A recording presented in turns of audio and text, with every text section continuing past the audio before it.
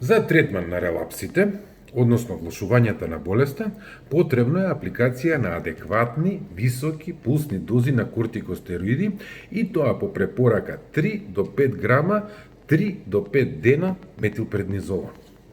Воколку подобравањето, односно редукцијата на симптомите е незадоволителна, треба третманот да се повтори после 2 недели до 1 месец. Воколку и после повторениот третман не се подобра симптомите, како одот, треба да се направи обид за третман со прочистување на плазмата, така наречена плазмафереза, најчесто се доволни 1 до 2 процедури. Секако, ако болеста е активна, со тешки влошувања, односно релапси, како и појава на нови промени на нуклеарна магнетна резонанца, треба да се размислува за промена на имуномодулаторната, односно имуносупресивната терапија.